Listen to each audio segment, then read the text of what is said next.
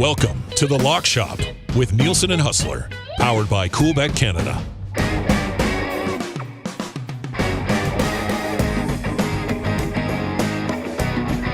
It's Friday. We're back inside the Lock Shop with Nielson and Hus on the Nielson Media Coolbet Network.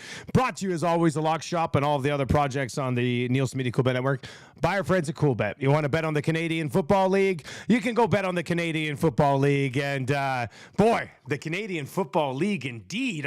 We're going to set up the rest of the week. Today on this episode, 3 more games still to come. But Hus, I was watching the game last night with my good old friend Lieutenant Eric. We're out on my back patio watching the game, and I was stunned with what I saw. I mean, well done by the BC Lions. What a game. You're stunned. You should have been with 26,000 of us at IG Field yesterday. Absolutely glorious evening, perfect night for football.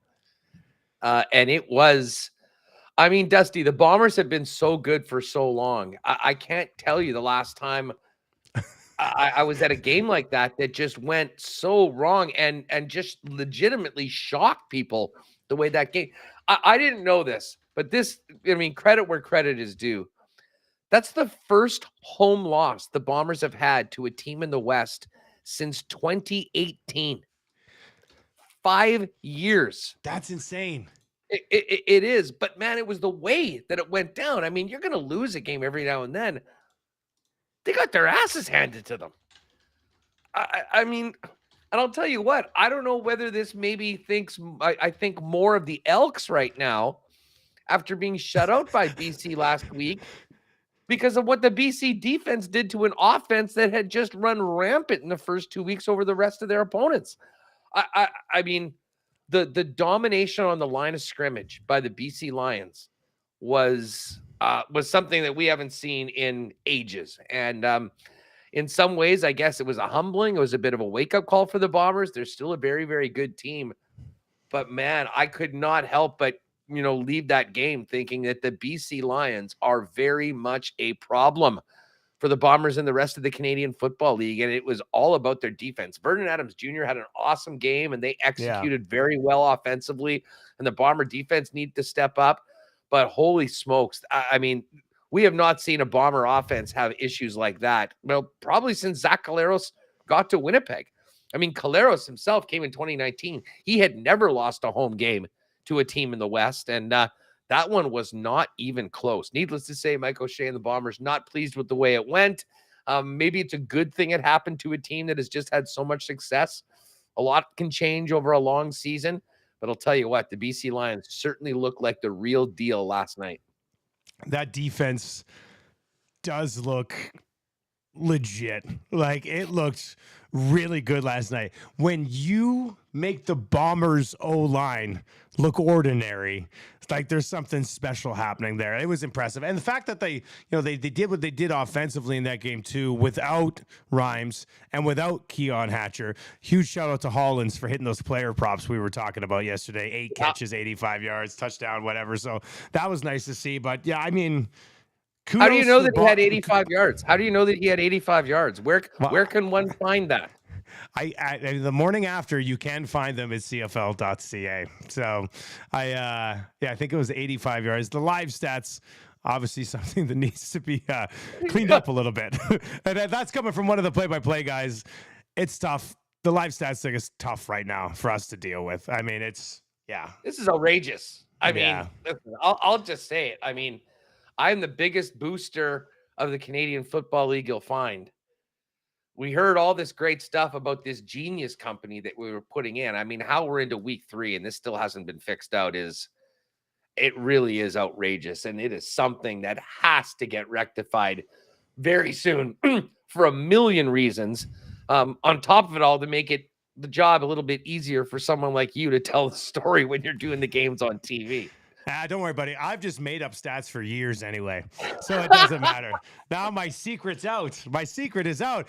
3 games left, though. So the BC Lions, I mean, Really good football game from the Lions last night. Interested to see how the Bombers bounce back from something that basically just doesn't happen to them. So I'm looking forward to seeing that as well. But I'm actually really looking forward to the rest of the week in the Canadian Football League, Hus, and we're actually going to go to head on a couple of these games. So let's dive into it. Let's start with Hamilton and Montreal here, right around the corner tonight. Yeah, you know what? This was the toughest pick to make, and we do have our partner parlay where we've got Montreal at plus 3.5. We moved that line, yeah. And to be honest, I would feel fine with that. I just, when I was looking at this pick and knowing you were probably on Montreal, I was going to make the case for the Ticats that even without Bo Levi Mitchell, he hadn't looked very good to begin the season anyways. Schultz will come in, big opportunity for him to show that, he's an option for Orlando Steinauer at quarterback if Bo continues to struggle. And I do think that the Ticats, after a rough start, are going to get a big boost from that home crowd in the Hammer. Should have a great turnout for this game. And I just think that they're better than they've looked in these first couple of games.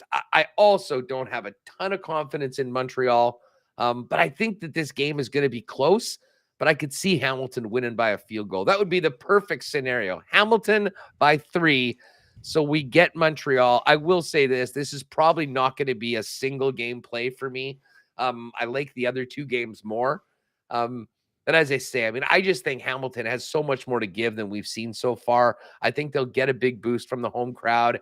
And I think they'll, by putting in Schultz, I think he is a guy that, especially, he knows Montreal. He's been there before. Former team. Yeah. Yeah, exactly. So he can go to make a statement. I think the Hamilton Tiger Cats find a way to win, although I am sort of pulling that this is a real close one, so we can get that plus 3.5 for Montreal. But going back and forth on the minus 2.5, I'm going to give it to the home team and the Tabbies.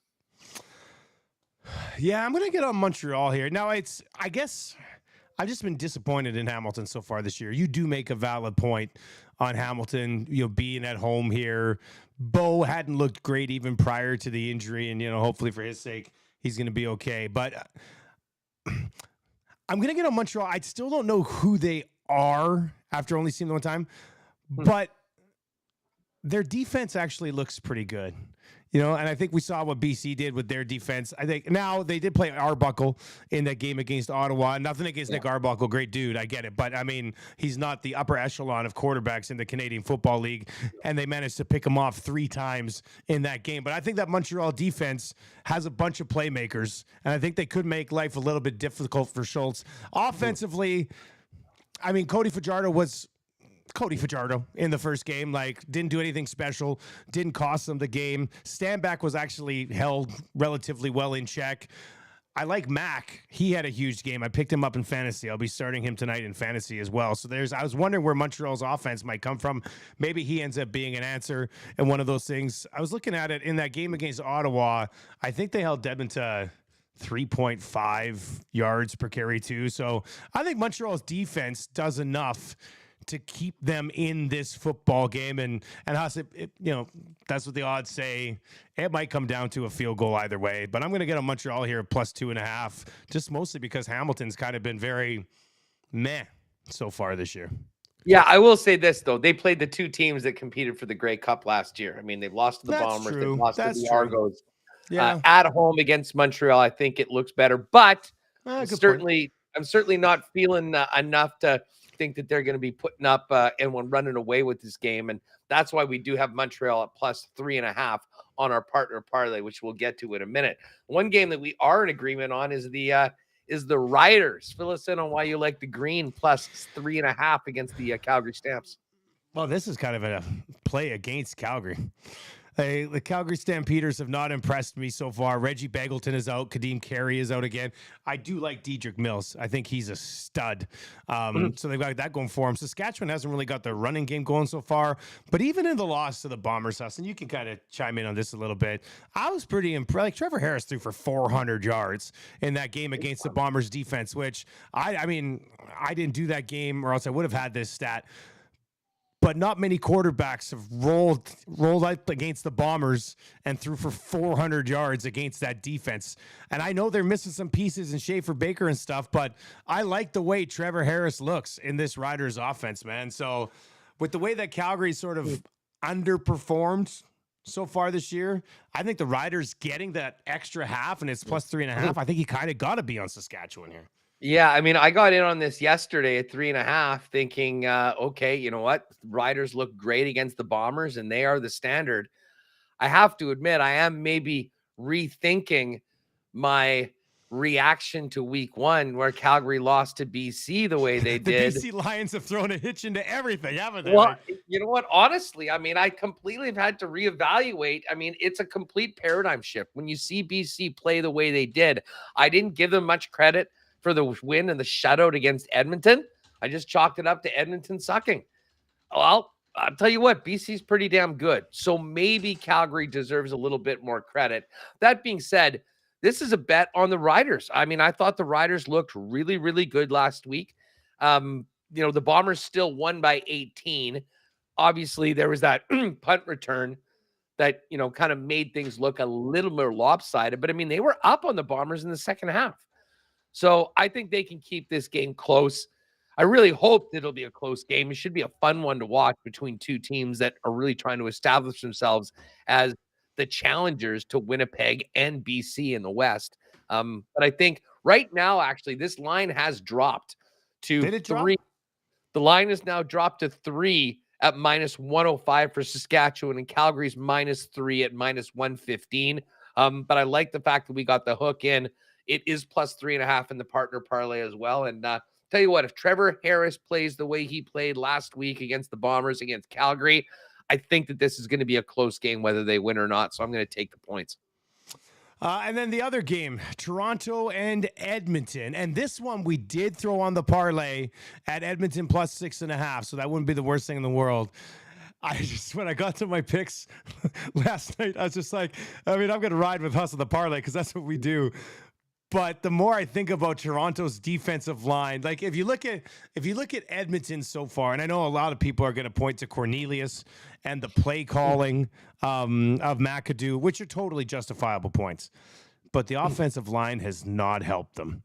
And I think the offensive line could be in big-time trouble against the pass rush that the Argos are bringing. So I actually decided to flip my pick for our individual picks today, and I'm going to get on the Argos here at minus 6.5. But when we were going back on the parlay, and you're like, well, what do you think about this game? I said, listen, if the Elks were ever going to end this 19-game losing streak at home, doing it against the defending Grey Cup champs, and nobody expects you to do it, would kind of be the most Elks thing ever. So I see where we're coming from here, but I've had like a secondary concern about the offensive line. It's almost like I had a dream last night where the Elks offensive line was just getting rolled by the Argos. So I decided to wake up this morning and put Argos minus 6.5 on the card. Well, much like I said, maybe we should give a little more credit to Calgary for their week 1 loss to the BC Lions. I have to admit, I left watching the Bombers get manhandled by BC thinking that, well, maybe Edmonton getting shut out, as embarrassing as that is. I mean, they held BC to field goals over and over again. Yeah. And I think their defense sort of stepped up. They're going to be back at home. Not that that means anything for the Elks, has been well documented. I'll say this right now. I think I'm going to probably put a sprinkle on them at plus 230 to win this football game on the money line. Look at this guy. I mean, it's going to happen sooner or later. And I'm not going to say I think the Argos kind of come in cocky or overconfident or anything like that, but I think Chad Kelly still needs to prove himself week in, week out as a starter, although he had a great game with those 3 rushing touchdowns last week. But we'll see what the Elks can do. I'm going to take the plus 6.5. I like the home dog. And as I say, I have a feeling that this is the week that the streak actually ends. What is the vibe like in Edmonton? I mean, obviously the home opener was great. They had a really awesome crowd. They just came up short with that goal line stand. I mean, it was a depressing way to lose, but at least they didn't get blown out. How do you think things are going to look in the stands, other than, of course, the 1260 section, which is going to be rocking at Commonwealth on Sunday? Yeah, that should be pretty cool, actually. I'm looking forward to seeing that crew. That's awesome. I think it's a little bit better than most of us thought it would be. And maybe the Lions crushing the Bombers as bad as they did. Factor in people be like, oh, you know what? Actually, maybe it's not too bad they got shut out last week. Let's go see what they do against the Argos. So it was just such a good vibe for that home opener, man. If they could have pulled that off, I think there would have been some real buzz heading into this game on Sunday. But there's still more buzz than you would think for a team that hasn't won at home since October 12th, 2019. You know what I mean? Like, so I give credit to the organization, I guess, for accomplishing that. It's not going to be 32,000. But if they can pump 24, 25,000 in there on a Sunday late afternoon game against the Argos, not a rival from the West, I think they'd be really happy with that. So we'll see. Yeah. What do you think about these Sunday night games, by the way? Sunday afternoon. It's like the Bombers. I don't think the Bombers have any. And that's probably something they go, listen, we do not want, the Bombers have Thursday and Friday. Tons of people around here leave for the weekends. And, you know, once you get into the summer, Saturday and Sunday sort of off limits. But it was interesting to see a couple early Sunday games, and that's going to be part of the schedule, at least for the next couple months. Yeah, for the summer, they're going to do that. I will, like, from a broadcaster perspective, if I have to be on the road, it kind of sucks because usually I'd get home Sunday morning after calling a Saturday game, so it's another day on the road. But from a CFL fan perspective, which we all are, I like sitting down on Sunday night and having a CFL game on TV, buddy. I'm not gonna lie. Like, I really like that. Listen, I've always loved the double headers, you know, a Friday or, you know, Saturday we have back to back. But I can handle one game if you tell me that all of a sudden on a dead zone, we're getting a Sunday night CFL game. So it's gonna be a heck of a way to finish off the week. As I say, I'm hoping this is a good game. Certainly we hope for the partner parlay, which I guess we can quickly get to, that Edmonton can cover. But I don't mind a little sprinkle at plus 230 for Edmonton to end the drought. If you do want to go to the exclusives, the Lock Shop partner parlay is up. And as we mentioned, we got the Alouettes up to plus 3.5.